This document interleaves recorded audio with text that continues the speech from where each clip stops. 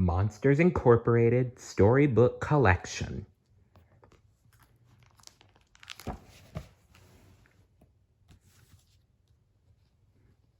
Mike's Perfect Plan. At exactly 6 a.m., Mike's alarm clock radio switched on. "Good morning," announced the radio DJ. Mike grunted and pulled his pillow over his ears. "It's going to be sunny in Monstropolis today," the DJ continued.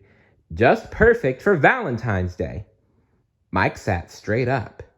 "That's right! It's Valentine's Day! I've got to get going!" He swung his legs over the side of his bed and stretched.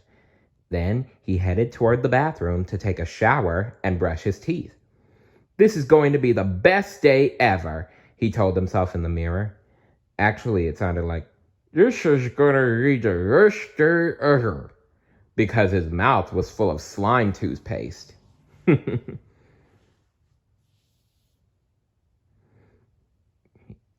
After he showered and sprayed on some cologne, Mike went to the kitchen. He had just enough time for breakfast.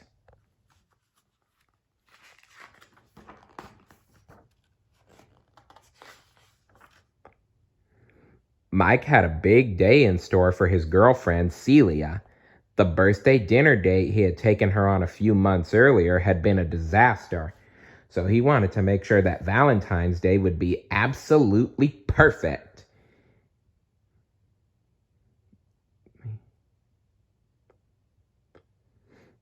I already said that. He had been planning for weeks and hadn't told Celia anything because he wanted her to be surprised. After a yummy bowl of prickly puff cereal and sour milk, it was time to get started. Soon, Mike was outside Celia's door. "Happy Valentine's Day, schmoopsy poo," he said, handing her a fresh bouquet of Venus flytrap flowers.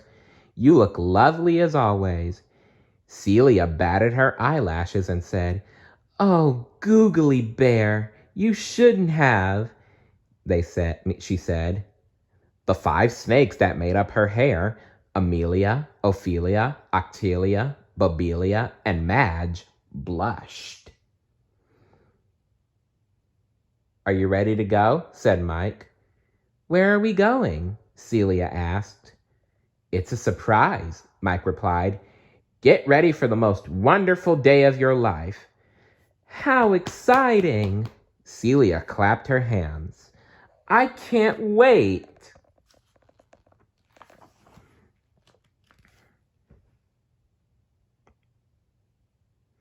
Mike walked Celia to his car and held the door open for her. Then he hopped in and turned the key. The car made a whirring noise. It wouldn't start. Mike gave a nervous laugh. "Just a minor delay. Nothing to worry about." He turned the key again and again, but the engine just sputtered.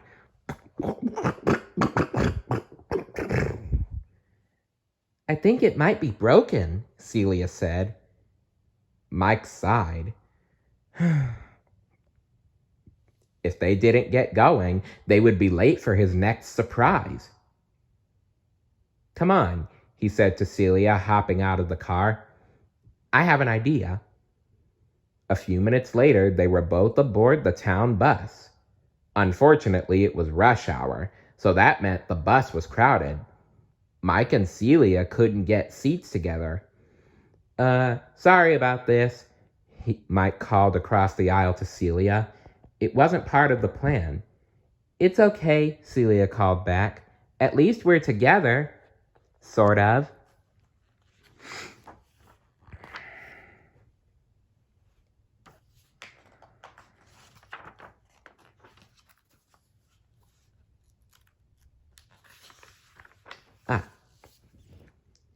After a few stops, Mike was finally able to sit by Celia. Suddenly, the bus driver called out, "End of the line!" Mike looked out the window. "This isn't the right place," he said. We need to get to Horned Toad Field. This is the last stop I make, buddy, said the driver. He pointed to a store up the road. But I think you can rent bicycles up there if you want. How romantic, Celia cried. A bike ride for two. Yeah, Mike said quickly. That was all part of the grand plan. Celia and Mike walked up to the store.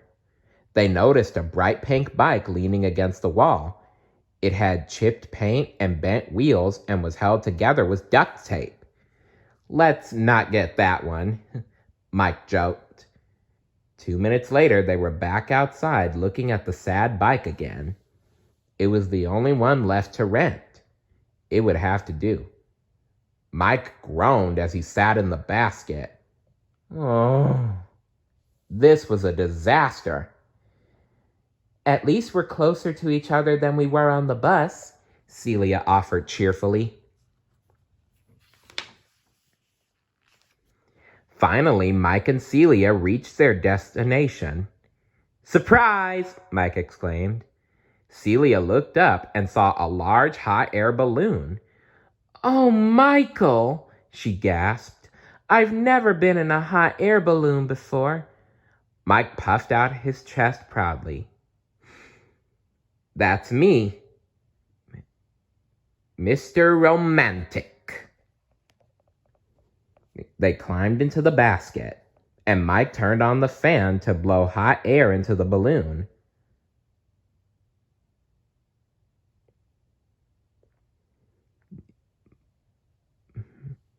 Soon they were soaring high above Monstropolis.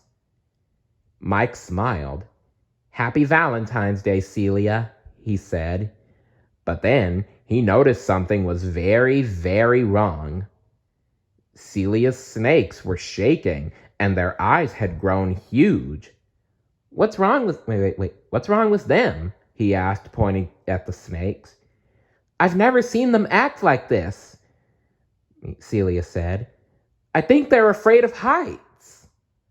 The snakes started panicking. They began to hiss and flail around.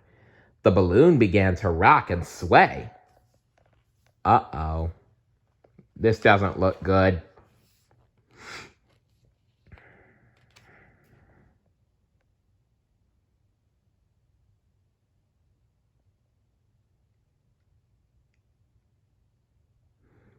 I'm taking us down, Mike yelled.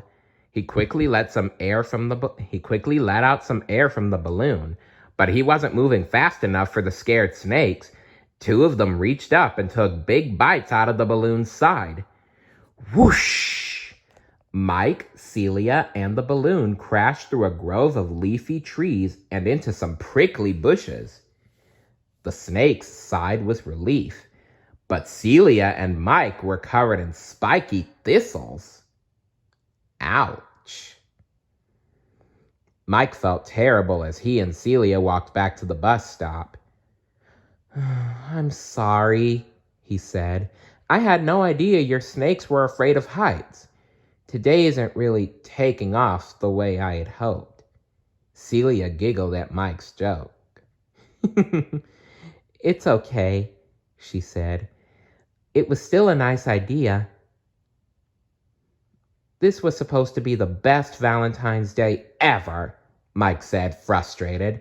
I had the perfect plan. Oh, Mike, you don't have to, Celia began. But I'm not out of ideas yet, Mike added quickly. Just you wait. There's still one big surprise left. You'll see. It will be amazing.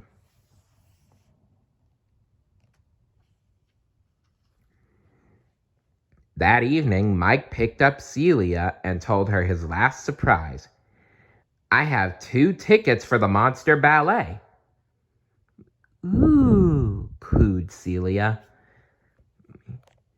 Those tickets are impossible to get. Nothing impossible for Googly Bear, he said. At the theater, Mike and Celia went to their seats. I think I might be a little overdressed, Celia whispered. Mike looked around the audience. Celia was right. Some of the monsters were dressed a bit unusually. Mike looked down at his ticket. His eye grew wide. It said Monster Battle, not Monster Ballet. Just then, a spotlight shone on an announcer in the center of a wrestling ring. Get ready to grumble, he shouted. The crowd roared. Two monsters came to the center of the ring. A giant screen flashed their names, Andre the Furry and Dragon Breath McSnarl.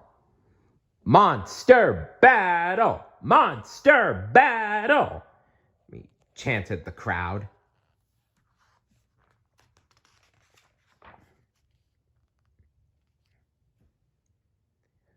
The bell rang and the match was on. Andre moved quickly and bounced off the ropes. Then he leaped into the air and slammed into Dragon Breath. The monster went flying across the ring. Ooh! Exclaimed the crowd.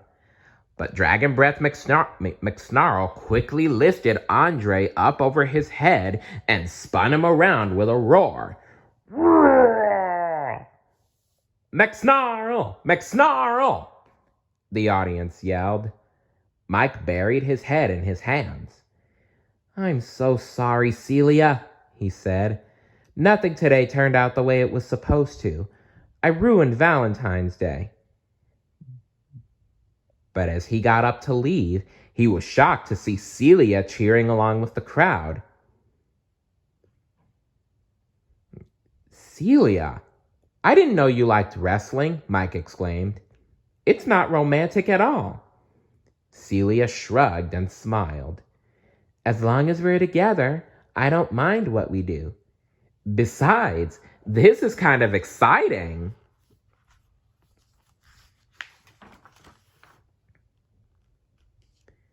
Mike couldn't believe it.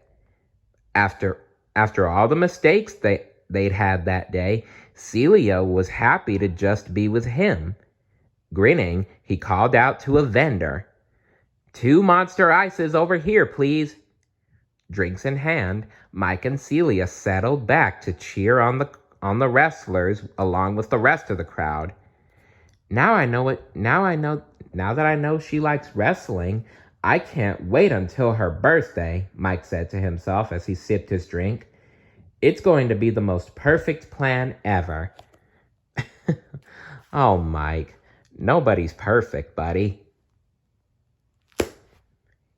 The end. So remember, even if not everything goes according to plan, you can still make any day a great day.